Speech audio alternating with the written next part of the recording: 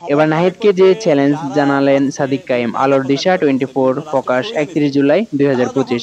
জাতীয় নাগরিক পার্টির এনসিপি আহ্বায়ক নাহিদ ইসলামের ফেসবুক পোস্টের পাল্টা প্রতিক্রিয়া হিসেবে চ্যালেঞ্জ জানিয়েছেন ইসলামী ছাত্র শিবিরের কেন্দ্রীয় কমিটির প্রকাশনা সম্পাদক আবু সাদিক কায়েম।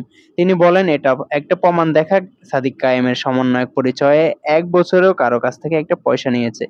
বৃহস্পতিবার গণমাধ্যমের সাথে আলাপকালে তিনি এই চ্যালেঞ্জ ছুড়ে দেন। সাদিক কায়েম বলেন, সমন্বয়ক পরিচয়ে ১ বছরে কারো কাছ থেকে একটা পয়সা নিয়েছে আমি চ্যালেঞ্জ করছি, সেটা কেউ বলতে পারবে না।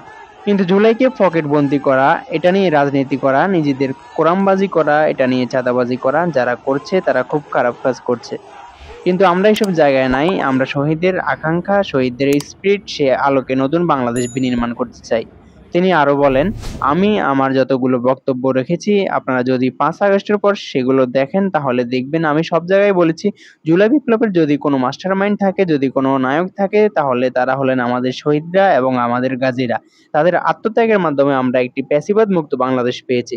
তিনি বলেন, এ জুলাই বিপ্লব ছিল আপামর জনতার স্বতঃস্ফূর্ত বিস্ফোরণ। এখানে সব মতের মানুষ নিজেদের ব্যক্তিগত মতভেদ ভুলে গিয়ে একটি কমন লক্ষ্য, ফ্যাসিবাদ মুক্ত বাংলাদেশ বিনির্মাণের জন্য একত্রিত হয়েছে।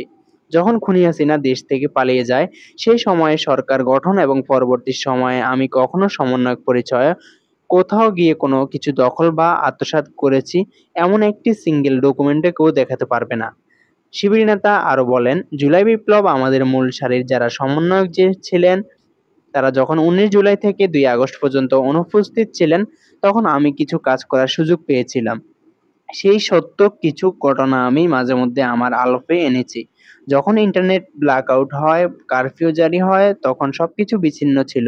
সেই সময় ৯ দফা ফরমেশন, আমাদের দ্বিতীয় সারির সমন্বয়কদের সঙ্গে যোগাযোগ, তাদের সেফ হাউসে রাখার ব্যবস্থা, পাশাপাশি সব মিডিয়া হাউসে ৯ দফা পৌঁছে দেওয়া, ১৯ জুলাই থেকে ১ আগস্ট পর্যন্ত প্রতিদিনের কর্মসূচি প্রণয়ন এবং দেশি-বিদেশি অসংখ্য অংশীজনের সঙ্গে আলোচনা এসব করেছি।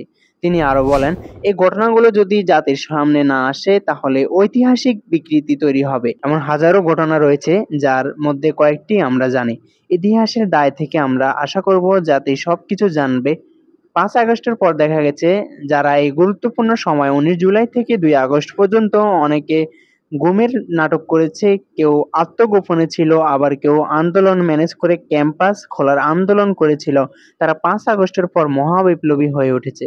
উল্লেখ্য, আজ ফেসবুক দেওয়া এক পোস্টে বিএনপি তারেক রহমান, মির্জা ফখরুল, শিবির সাদিক কায়েম এবং পরিকল্পনা সহ বেশ কিছু বিষয় নিয়ে মন্তব্য করেন নাহিদ ইসলাম।